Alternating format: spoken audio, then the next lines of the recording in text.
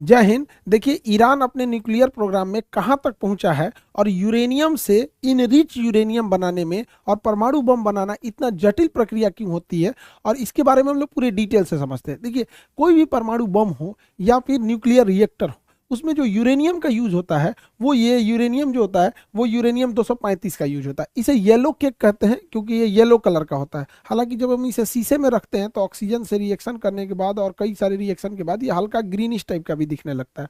Uranium को हम लोग आशा का धातु कहते हैं, आशा का धातु। और कई बार एग्जाम में जब ये पूछता है भविष्य का ईंधन, तो कंफ्यूज मत हो जाइएगा लोग, भविष्य का ईंधन हाइड्रोजन होता है। भविष्य का ईंधन हम लोग हाइड्रोजन को बोलते हैं, हाइड्रोजन को। और आशा का धातु का कर कहेगा तो यूरेनियम होगा। येलो केक भी होगा तो यूरेनियम। दुनिया का सबसे महंगा पदार्थ यूरेनियम है।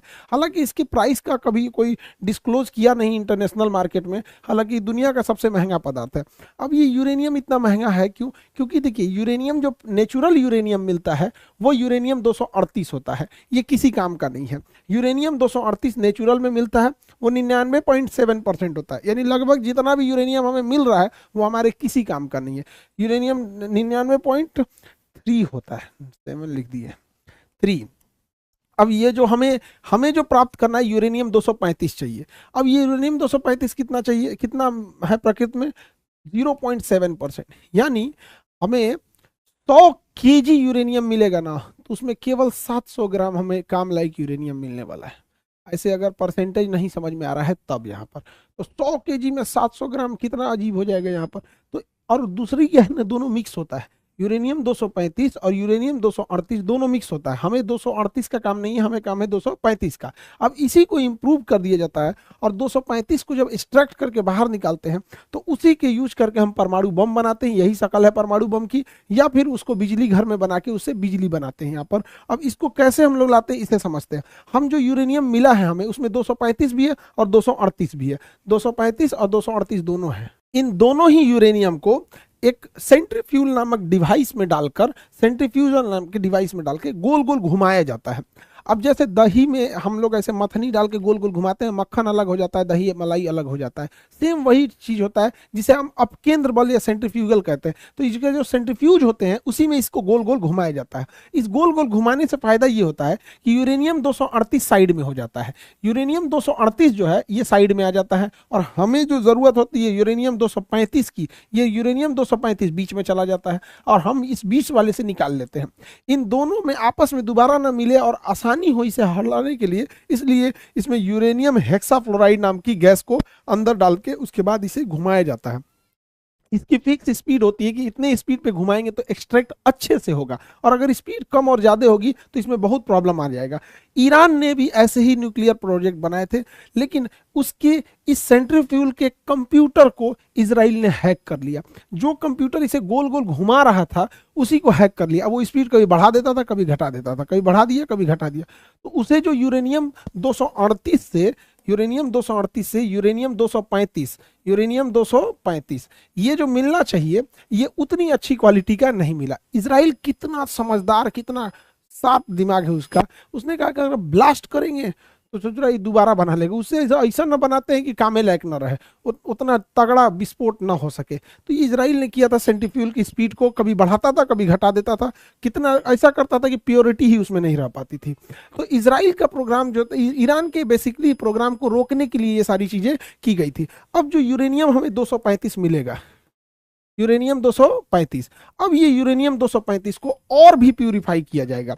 तो पहले तो 238 से हमें ले आना है 235, यूरेनियम 238 से हमें बनाना है 235। अब जब 235 मिल गया, अब इसे और प्योर किया जाएगा। अगर 5% इंक्रीज करेंगे, 5% प्योरिटी लाएंगे, इनरिच करके, इनरिच बोला जाता है उसे, प्योर नहीं बोल के इनरिच कहेंगे यहाँ पे, तो उससे हम परमाणु बिजली घर बना सकते हैं। लेकिन अगर इसे 90% तक इनरिच कर देंगे तो जाके परमाणु बम बनेगा। यानी जो बिजली घर वाला यूरेनियम है वो यूरेनियम से हम परमाणु बम में डालेंगे तो उतना तगड़ा झटका नहीं देगा, उसे और शुद्धता की जरूरत है। लेकिन दोनों में ही यूरेनियम 235 का ही यूज होता है, 38 का यूज नहीं होता है। यूरेनियम 235 को साफ करके जब इनरिच करके ले आते हैं तो इस तरह से उसे बंडल बना के रख लेते हैं यूरेनियम को। अब समझिए 1 kg यूरेनियम 235 में, 238 में नहीं भैया, 1 kg यूरेनियम 235 27 लाख केजी कोयला के बराबर ऊर्जा देता है। यानी कहीं पर 27 लाख कोयला जला दीजिए, 27 लाख केजी कोयला जला दीजिए, जितना आग लगाएगा, जितना तबाही मचाएगा, जितना त्रहिमाम त्रहिमाम कर देगा, उतना ये अकेला 1 केजी कर देगा यहाँ पे। इसलिए दुनिया का सबसे महंगा पदार्थ होता है यूरेनियम। अब कहते हैं लोग परमाणु बम इतना खतरनाक क्यों होता है? अरे भैया 27 लाख केजी कोयला के बराबर एनर्जी है। आप अपने ही जिला में 27 लाख केजी कोयला छींट दीजिए और उसमें माचिस मार दीजिए, देखिए आपका शहर उड़ा देगा पूरी तरह से। वही तो काम ये कर रहा है, बस उसमें कम ही मात्रा में उतना है स्टोर है एनर्जी यहाँ पर, इसलिए ये इतना महंगा बिकता है यूरेनियम। हालांकि कोई इसका रेट अभी तक नहीं खोला है। अब इसी यूरेनियम को रख के भड़का दिया जाता है, ब्लास्ट करता है, तो इसमें से इतनी हाई मात्रा में ऊर्जा निकलती है, इतनी ज़्यादा कि इंसान वेपराइज हो जाता है, भाप बन जाता है, इंसान भाप बन जाता है। इतनी भयानक इससे ऊर्जा निकलती है और इससे दूर दूर तक इसका जो रेडिएशन होता है, हवा बहा के इसके धुआं को ले जाएगी, रेडिएशन को ले जाएगी, बाकी जगहों पर कैंसर होकर लोग मर जाएंगे यहाँ पे। इससे रेडिएशन से बचने के लिए पोटेशियम आयोडाइड की गोली खाई जाती है। हालांकि क्वेश्चन पूछा था कि कौन से जानवर पे रेडिएशन का असर नहीं पड़ेगा जिसकी त्वचा काइटिन की बनी होती है, जैसे कॉकरोच। कॉकरोच के अगर मान के चलिए इसी मोहल्ले में परमाणु बम गिरा तो इस मोहल्ला का मर जाएगा, लेकिन अगर 10-15 किलोमीटर दूर गिरा है, हम लोग अगर देख भी लेंगे ना तो उसके रेडिएशन से हम मर जाएंगे, लेकिन कॉकरोच नहीं मरेगा यहाँ पर। ठीक है, अब परमाणु बम को, ये शकल है परमाणु बम का, इसको जमीन पे फोड़ेंगे तो उतना खतरनाक नहीं होता है, क्योंकि जैसे जमीन पे फोड़ेंगे ना, इससे निकलने वाली हानिकारक गैस, इससे निकलते सबसे ज्यादा क्या होता है, प्रॉब्लम क्या आता है परमाणु बम फटता है तो यहाँ पर इसमें सबसे बड़ा जो प्रॉब्लम आ जाता है, इससे एक्सरे निकलने लगता है। और ये एक्सरे जो निकलता है लगभग 250 रोंटजन पे निकलता है। एक्सरे का मात्रक होता है रोंटजन, 250 रोंटजन पे एक्सरे निकल जाता है, जो बहुत खतरनाक होता है। हम लोग जो एक्सरे कराते हैं वो लगभग 6 रोंटजन 10 रोंटजन इस तरह से होता है। 250 रोंटजन पे कोई बचेगा नहीं, पूरा मांस फाड़ के निकल जाएगा। और इसके बाद इसमें से गामा रेज निकलती है, गामा रेज। अब ये गामा रेज जो होती है ये इतनी घातक होती है कि हमारी कोशिकाओं को मारने के लिए गामा रेज का यूज किया जाता है। बहुत हल्की मात्रा के गामा रेज का यूज जिस एरिया में कैंसर होता है उसे मारने के लिए किया जाता है कि कैंसर मर जाए, लेकिन इतना हाई पावर का इसमें से गामा रेज निकलता है कि पूरी शरीर मर जाती है यहाँ पे। तो ये 2 ही खतरनाक रेडिएशन होती है। और सबसे ताज्जुब की बात यह है कि ना हम लोग गामा रेज को देख सकते हैं, गामा रे भी हमें नहीं दिखाई दे सकता है और ना ही हमें एक्सरे दिखाई दे सकता है, तो हमें दिखेगा ही नहीं, अचानक आर पार होकर मर जाएगा आदमी यहाँ पे। यही खतरनाक, जैसे कोरोना कहाँ हम लोग को दिखता था, अचानक किसी को हुआ कोरोना मर गया यहाँ पे, तो वही होता है यहाँ पे। अगर गामा रेज लग गया तो पता ही नहीं चलेगा वो क्या हो गया, और 10-15 दिन बाद 1 हफ्ता बाद आदमी मर जाता है। तो परमाणु बम एक तरह का विस्फोटक घातक नहीं होकर यह एक प्रकार का प्रदूषण है, जिसे नाभिकीय आपतन कहते हैं, न्यूक्लियर फॉलआउट कहते हैं। इस जमीन पे अगर पटका गया तो इसके जितने रेडिएशन है हानिकारक, उसी मोहल्ले में घर द्वार गली कुची में भस जाएगा और दूर तक खतरनाक इसका असर नहीं जाएगा। इसलिए जब भी परमाणु बम को ड्रॉप किया जाता है तो इसमें एक डेटोनेटर लगाया जाता है, और वो डेटोनेटर हाइट को नापते रहता है, बैरोमीटर से सेट रहता है कि जब वो 600 मीटर की ऊंचाई पर शेष रहता है तो इसी ऊंचाई पे ब्लास्ट किया जाता है। कभी भी जमीन पे ले आके परमाणु बम को नहीं ब्लास्ट किया जाता है। तो जापान और हिरोशिमा पे भी जो गिरा था वो 600 मीटर की हाइट पे गिरा था, ताकि मैक्सिमम तबाही हो सके और उसका रेडिएशन पूरे चारों ओर फैल जाए, और इसका असर 30,000 साल तक रहता है। ये नहीं कि आज परमाणु बम फूट गया तो कोई दिक्कत नहीं, इसका असर रहेगा 30,000 साल तक। बहुत बुरा असर रहता है, उस एरिया के जीन जेनेटिक्स सारी चीज़ों को चेंज कर देता है। अब इसी को बनाने में लगा हुआ है ईरान। अब इंटरनल खबर है कि ईरान ये बना चुका है। जैसे भारत भी परमाणु बम बहुत पहले बना लिया था, लेकिन उचित समय नहीं आ रहा था परीक्षण करने की, पॉलिटिकल क्लियरेंस नहीं मिल रही थी। अटल बिहारी वाजपेयी के समय तो पूरी तरह से पॉलिटिकल क्लियरेंस मिल गया। उसी तरह ईरान लगभग बना चुका है, और इसके बनाने में हेल्प किया है तो रूस ने हेल्प किया है, क्योंकि रूस को पता है कि अगर ईरान चला गया तो फिर रूस के लिए खुला समर्थन करने वाला कोई देश नहीं आएगा, क्योंकि भारत बैलेंस करके चलता है, चीन को दुनिया से मतलब ही नहीं है। तो ईरान और ये बैलेंस इसको रखना जरूरी है। अब ये ईरान अगर परमाणु बम बना भी लिया है तो उसका सबसे बड़ा दुश्मन इजराइल है। अब इजराइल के पास आयरन डोम है, अगर ये मिसाइल में भर के मारेगा भी तो इजराइल मार के गिरा देगा। तो इजराइल की एक कमजोरी, वो हाइपरसोनिक मिसाइलों को नहीं मार पाता है। हाइपरसोनिक मिसाइलें बहुत तेज गति से चलती हैं, उसे मार नहीं पाता है। तो रूस ने हाइपरसोनिक मिसाइल भी थमा दिया है ईरान को। अब ईरान कैसे कंफर्म करे कि वो हाइपरसोनिक मिसाइल सही में काम कर रहा है कि नहीं, या फिर इजराइल पे मारा और इजराइल उसे काउंटर कर पा रहा है कि नहीं। तो ईरान ने क्या किया, वही हाइपरसोनिक मिसाइल थमा दिया यमन के हूती विद्रोहियों के पास, और यमन के हूती विद्रोहियों ने यहां से चला दिया हाइपरसोनिक मिसाइल इजराइल पे, और इजराइल पे जाके गिर भी गया। अब समझो, उस मिसाइल में खतरनाक विस्फोटक नहीं है, तब ना इजराइल बच जा रहा है। अगर उसी में परमाणु बम भर दे और तब मार दे तो भैया तुम काउंटरे करके क्या करोगे, तो गिर गया वहां पर। तो ये बड़ी खतरनाक इन दोनों देशों के बीच परमाणु हमला का डर है। यहाँ पे इजराइल के पास पहले से परमाणु है। हमारे लिए भी ईरान बहुत जरूरत की चीज है, हमारे लिए रूस भी जरूरत है। इंटरनेशनल रिलेशन में हमारा कोई नहीं होता है। जब हमारे ऊपर ताज होटल पे हमला हुआ, अजमल कसाब ने नंगा नाच करा दिया था मौत का वहां पर, और तबाही तबाही हो गई थी। आपको जान के ताज्जुब होगा, इजराइल ने अजमल कसाब को आतंकवाद की श्रेणी में नहीं डाला था। और वो डाला कब, इस साल डाला है, जब उसके यहाँ पड़ा है तब। 15 साल तक भारत ने, 16 साल तक रिक्वेस्ट किया कि भैया अजमल कसाब तो आतंकवादी है। तो इजराइल ने कहा कि भाई हम काहे को दुश्मनी ले पाकिस्तान के आतंकवादियों से। तो इंटरनेशनल रिलेशन में ये मायने नहीं रखता है ना कि सामने वाला क्या है, हमारा इंटरेस्ट क्या है, ये मायने रखता है। अब जान के ताज्जुब होगा, पूरी दुनिया अजमल कसाब को आतंकवादी मान रही थी, इजराइल नहीं मान रहा था, अभी माना है वहां पर। तो भारत भी हमास को, हिजबुल्ला को नहीं आतंकवादी संगठन में रखता है। भाई तुम हमारे लिए खड़े रहोगे तब तो हम तुम्हारे लिए खड़े रहेंगे। इंटरनेशनल रिलेशन में हमेशा याद रखिएगा, ना कोई हमारा परमानेंट दोस्त, ना हमारा कोई परमानेंट दुश्मन। नरेंद्र मोदी जब गुजरात के चीफ मिनिस्टर थे तो अमेरिका ने उन पर ये गुजरात दंगों का एलिगेशन लगा के अमेरिका में घुसने पे प्रतिबंध लगाया था, कहता वीजा ही नहीं देते हैं यहाँ पे। और जब प्रधानमंत्री बन गए तो यही अमेरिका पिज्जा खिला रहा है, ट्रंप बोला के हाउडी मोदी और नमस्ते ट्रंप हो रहा है। तो इंटरनेशनल रिलेशन में कभी भी गांठ नहीं बांधा जाता कि मेरा परमानेंट दोस्त है, परमानेंट दुश्मन है। ईरान का सबसे अच्छा अगर कोई दोस्त था तो खोमैनी से पहले इजराइल ही दोस्त था उसका सबसे अच्छा।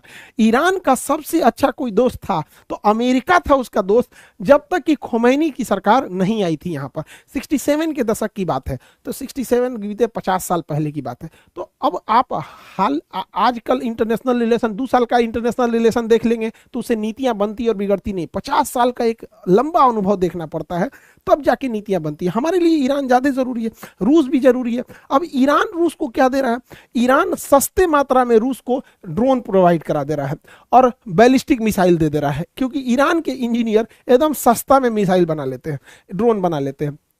अब ये ड्रोन से बौछार कर दे रहा है यूक्रेन में। तो इजराइल, रूस को भी फायदा है ईरान से, ईरान को भी फायदा है रूस से। अब यहाँ ईरान के हथियार को यूज कर रहा है ये यूक्रेन के खिलाफ, और ईरान रूस के द्वारा दिए गए हथियार को ईरान यूज कर रहा है इजराइल के खिलाफ। तो दोनों में म्यूचुअल दोस्ती है यहाँ पर। हालांकि अगर देखेंगे इजराइल को तो इजराइल बहुत ताकतवर है और उसकी खुफिया एजेंसी एकदम बेरहम की तरह मारती है। इजराइल अपने दुश्मनों के साथ कोई मर्सी नहीं करता है, और ये हकीकत है। इजराइल अगर कमजोर पड़ेगा तो इजराइल का कोई इंसान जिंदा नहीं रह सकता है। इजराइल को जिंदा रहने के लिए ऑक्सीजन नहीं, युद्ध करना पड़ता है, वरना अरब देश उसे छोड़ेंगे नहीं। ये हकीकत है। यहाँ पर अरब देशों ने पिछले साल जो 7 अक्टूबर को घटना हुई, तुम हमला करो, इजराइल की सेना से लड़ो, पूरी सेना को मारो, कुछ भी करो, इससे कोई बहस नहीं पड़ती है। यार इजराइल में कोई बूढ़ा आदमी, कोई औरत, कोई फेस्टिवल मना रहा, उसको मार दिया हमास वाला। बदले में ये 1 साल से कंटिन्यू मार रहा है। अभी 2-4 दिन में 7 अक्टूबर आ जाएगा, पूरा का पूरा 1 साल हो जाएगा यहाँ पे। तो कहीं दोनों साइडों से मानवता का ध्यान रखा जाता है, किसी एक साइड से नहीं। युद्ध अगर सेना के, जैसे अजमल कसाब आया, हम लोग को इस बात से तकलीफ है कि तुम आतंकवादी के रूप में आके होटल में गोली चलाया। पाकिस्तान की सेना को खुला निमंत्रण देते हैं, युद्ध करना है आ जाओ, लड़ लो, युद्ध करना। युद्ध से कौन भागा है? 1971 में लड़े थे, 93,000 भागे थे, 99 में लड़े। तो बात यहाँ ये है कि सेना युद्ध करे और सेना के बीच में सिविलियन की कैजुअलिटी ना हो। लेकिन युद्ध जब हो जाता है तो ये सब कुछ मायने नहीं रखता है यहाँ पे। तो इजराइल जो है अपने दुश्मनों को चुन चुन के निपटा रहा है। हमास के चीफ गए थे ईरान में दोस्ती करने के लिए, इनकी मृत्यु की गई थी नए प्रधानमंत्री के लिए यहाँ पर, तो यहाँ से मारवा दिया उसको ईरान में। अब इजराइल अपने दुश्मन को ईरान की धरती पे मराया। वो इस होटल में वेट कर रहा था, इस होटल में। ऐसी कोनवा वाला कमरवा इनको बड़ी पसंद था कि बड़ी अच्छा व्यू आता है यहाँ, मारा मिसाइल धाए दे, इसी में बम रख दिया था। मिसाइल नहीं, पहले ही से बम रखवाया था। और इनको ना 3 बड़े कमरे थे यहाँ पर, एक इस साइड वाला कमरा था, एक इस साइड वाला, एक सेंटर कमरा, तीनों में बम रखा था इजराइल। रखवा दिया था वहां पर मोसाद के थ्रू, और जिस कमरे में रुकते वो वाला ब्लास्ट होता है। इसको फिक्स था कि यही वाला कमरा में रुके, वही कमरा ब्लास्ट हुआ, हानिया मृत्यु हो गई इनकी, और हमास अभी लीडर विहीन हो गया है। इजराइल के नीचे से मारता था हमास, हमास के चीफ हानिया को निपटा दिया। इजराइल के ऊपर लेबनान से मारता था हिजबुल्ला, हिजबुल्ला के चीफ नसरुल्ला को मार दिया। नसरुल्ला मरा नहीं रहता, नसरुल्ला जो है ये नहीं मरा रहता, ये बंकर के अंदर था। तो एक मिसाइल मारी जाती है, वो डबल लेयर में फटती है, पहले बंकर में जाती है फिर फट जाती है। इसमें भी नसरुल्ला जो था बच गया था, लेकिन इजराइल ने अपने दुश्मन को मारने के लिए मिसाइल के अंदर जहरीली गैस भर दिया था, और उस जहरीली गैस के चपेट में आने से वहां मृत्यु हो गई। यहाँ पे ये काम तो इजराइल ने बहुत खतरनाक किया, लेकिन अगर यही टेक्नोलॉजी जहरीली गैस वाली आतंकवादियों के हाथ में लगी तो जो बम ब्लास्ट करते हैं सब, अब उस ससुरा उसमें जहर मिला के मारे सब, तो ब्लास्ट में तो डायरेक्ट जो चपेट में आएगा रेंज में वो जाएगा। अभी ससुरा ऐसा हानिकारक जहर और डाल के इसे ब्लास्ट करने लगे सब। ये दुनिया बड़ी खतरनाक है, वो बड़ी जल्दी कल की अवतार होने वाला है, जाने वाला है, कल युग आने वाला है। यहाँ पे ऐसा ऐसा तरीका अपना रहा है कि देखिए, बंदूक की खोज हुई, डायनामाइट की खोज हुई थी सुरंग खोदने के लिए, लेकिन उसका यूज होने लगा किस चीज के लिए? ब्लास्ट करने के लिए। भाई अब आगे ये सब अपना लड़ते रहे सब, हम लोग भैया वसुधैव कुटुंबकम सब लोग यहाँ पे। ईरान इजराइल अपने दुश्मन को तो निपटा ही रहा है, नीचे निपटा दिया हमास को, ऊपर निपटा दिया हिजबुल्ला को, अभी मिसाइल मारा यमन के हूती विद्रोहियों के। तो अभी ये कई सारी चीजें हैं। तो अभी इस वीडियो का मेन उद्देश्य जो है वो ईरान के परमाणु कार्यक्रम को समझना है। अभी हम लोग नेक्स्ट वीडियो में भले समझेंगे लोग कि एक्सिस ऑफ रेसिस्टेंस क्या था, और कहां कहां से ईरान अपने जो प्रॉक्सी वार क्या होता है, कैसे कैसे प्लान करता है, हूती कहां से आए, सब ये सब को हम लोग अलग समझेंगे। अभी यहां समझते हैं। अब देखिए, ये रूस जो है और ईरान, ये दोनों आपस में साथ आ गए हैं सब। इधर में क्या है? इजराइल, यूक्रेन और पूरा नाटो एक साथ आ गया है। अब ये बड़ी सख्ती दिक्कत हो जाएगा, एक सेंटर में डिस्प्यूट हो जाएगा, तो क्योंकि हमारा रिलेशन इन सब के साथ है, यहाँ पर रिलेशन सबके साथ है। हमारे लिए जरूरी है कि ईरान जो है वो स्टेबल रहे। समझिए कैसे हमारे लिए जरूरी ईरान क्यों है? क्योंकि भारत है, हम अपने पूर्वी देशों को गंवा दिए हैं। अभी बांग्लादेश में क्या हुआ आप देखें, बांग्लादेश खत्म, शेख हसीना। नेपाल हमको बिना मतलब का आंख दिखा रहा है, नक्शा में दिखा दिया कि भारत की जमीन हमारी है, और नोट पे दिखा रहा है क्योंकि चाइना फंडिंग कर रहे हैं यहाँ पर। श्रीलंका में क्या हुआ देखे, भारत को भगाया गया यहाँ पे। मालदीव हम लोग को बर्बाद करने के चक्कर में अपने बर्बाद हो गया। अल्टीमेटली रिलेशन खराब हुआ कि नहीं हुआ? पाकिस्तान से तो जन्मजात दुश्मनी है, यहाँ से तो कभी सुधर नहीं सकता है। अब म्यांमार में तख्ता पलट हो गया है, क्योंकि म्यांमार की जो प्रधानमंत्री थी आंग सान सू की, वो भारत के फेवर में थी, उनको तख्ता पलट करके भगा दिया। बांग्लादेश की प्रधानमंत्री शेख हसीना, उनका तख्ता पलट करके भगा दिया। रीजन जानते हैं क्या? भारत एक सड़क बना रहा था, यहाँ से लेके कोलकाता से होते हुए और ये सिंगापुर तक सड़क जा रही थी। कितना डेवलप हो जाता ये हमारा पूर्वोत्तर भारत। हम भारतीय अपने पूर्वोत्तर भारत के राज्यों के साथ सौतेला व्यवहार किए हैं। हद तो तब हो जाता है जब उन्हें कई लोग चाइनीज बुलाने लगता है, जबकि वो लोग हमारे अभिन्न अंग हैं। उन्होंने ओलंपिक्स में हमारे लिए मेडल लाए हैं, आज भी वो हमारे लिए सिक्योरिटी के हिसाब से बहुत जरूरी है। तो ये सड़क बन जाती तो डेवलप होता, लेकिन वहां क्या हुआ, तख्ता पलट करके बंद हो गया। अब देखो हम लोगों के लिए चाइना यहां से एक सड़क लेके आ रहा है, सीपीईसी सड़क, और यहां पे उसने बना दिया है ग्वादर बंदरगाह। अब यहां से चाइना की एक्सेस हो गई है। पहले चाइना को डर लगता था कि चाइना को इधर से जाना था, अब वो इधर से जाएगा ही क्यों, यहां से अरब देशों से व्यापार करेगा, यहां से घुस जाएगा। तो इसको काउंटर करने के लिए हम लोग ने ईरान का चाबहार बंदरगाह लिए हैं। अब ईरान का चाबहार बंदरगाह लिए, इसी बंदरगाह से हम रेल लाइन लेके अफगानिस्तान में पहुंच सकते हैं, ताकि पाकिस्तान को काउंटर किया जा सके इस सड़क को। और हमने अपने एयरफोर्स का एक फारखोर एयरबेस रखा है तजाकिस्तान में, और यहीं तजाकिस्तान में हम अपने एयरबेस पे पहुंचने के लिए यही रास्ता है। इसलिए ईरान का स्टेबल रहना जरूरी है। इसी ईरान के रास्ते से हम लोग ऊपर की ओर रसिया जा सकते हैं, और यहां से हम लोग इस डायरेक्शन में जा सकते हैं। यहाँ पे तो हमें सस्ते मात्रा में तेल देता है पेट्रोलियम ईरान, और ईरान हमारे रुपया को भी एक्सेप्ट कर लेता है। अब अमेरिका का अगर इंटरवेंशन इधर हो जाएगा, इजराइल का हो जाएगा, तो सोचिए क्या होगा। वही हाल होगा जो सीरिया तबाह हो गया, इराक तबाह हो गया, अफगानिस्तान तबाह हो गया। हमने अरबों खरबों रुपया अफगानिस्तान में लगाए, अमेरिका यहाँ से छोड़ दिया गया, आतंकवादी भर गए सब यहाँ पे। आज इराक में कोई नहीं जा रहा है। तो हमारे लिए ये रास्ते हैं, हालांकि हम लोग ने एक अल्टरनेटिव रूट निकाला है, लेकिन अभी ये नया नया है, कोई रूट अभी तो बना भी नहीं है, ये रूट बनते बनते टाइम लगेगा यहाँ पर। तो हमें दूसरे की लड़ाई में हमें अपने इंटरेस्ट को ज़्यादा ध्यान देना है। यही इंटरनेशनल रिलेशन का मुख्य उद्देश्य होता है कि हमें अपना रिलेशन, हमारा नेशनल इंटरेस्ट कहाँ जा रहा है, क्योंकि अगर मरेगा तो ईरान गया तो हमारे लिए पेट्रोलियम की रेट सर पर चढ़ जाएंगी यहाँ पर। हालिया की इन सभी घटनाओं को आप लोग को मेंस के पेपर में भी लिखने के लिए जरूरी हो जाएगा, क्योंकि इंटरनेशनल रिलेशन या करंट के टॉपिक में पूछेगा। अभी 70वीं बीपीएससी की एग्जाम के लिए आप तैयारी कर रहे हैं, यूपीएससी न्यू बैच के लिए आप सब लोग इनरोल होइएगा मिनिमम फीस में, और इंडिया के सबसे बेस्ट फैकल्टी के साथ स्टार्ट कर रहे हैं हम लोग यूपीएससी। और जिसका वेट कर रहे थे आप लोग, राजस्थान एडमिनिस्ट्रेटिव सर्विस आरएएस की बैच भी ऑनलाइन स्टार्ट हो गए हैं। बहुत जल्दी हम लोग आरएएस को ऑफलाइन जयपुर में भी स्टार्ट करेंगे। अब यूपीपीएससी में क्या दिक्कत था कि प्रयागराज के बच्चों का कहना था सर हिंदी मीडियम तो स्टार्ट कर दिए, प्रयागराज में इंग्लिश मीडियम भी स्टार्ट कर दिए। तो आप लोग के लिए प्रयागराज में इंग्लिश मीडियम भी स्टार्ट हो गया है। और जो बीपीएससी के बच्चे हैं जिनका 70वीं बीपीएससी एग्जाम देना है, उनके लिए जो ओपन टेस्ट किया गया है इस बार, हर जिले में अलग अलग जिले में रखा गया है। तो आप देखिए इतने सेंटर्स बनाए गए हैं यहाँ पर, अलग अलग सेंटर है, सिवान, छपरा, सारण, आरा, सारण, ये अलग अलग सेंटर है। आप इस सेंटर पे जा सकते हैं एग्जाम देने के लिए। एग्जैक्ट जैसे बिहार पीसीएस एग्जाम लेती है बीपीएससी, एग्जैक्ट अलग अलग सेंटर पे हम लोग भेज के एग्जाम देंगे। आप अपने चॉइस का सेंटर ले लेंगे, ऑनलाइन रजिस्ट्रेशन फॉर्म भर दीजिए ताकि हम लोग को भी सीट वहां अलॉट करने में और सिक्योरिटी मेंटेन करने में आसानी हो। आई होप आप ये पूरा टॉपिक समझे होंगे कि परमाणु बम कैसे काम करता है और क्या इंटरनेशनल रिलेशन है। अगले वीडियो में हम समझाएंगे कि इजराइल क्या ईरान पे हमला करेगा और ये प्रॉक्सी वार क्या होता है और एक्सेस ऑफ रेसिस्टेंस क्या होता है। तब तक के लिए जय हिंद।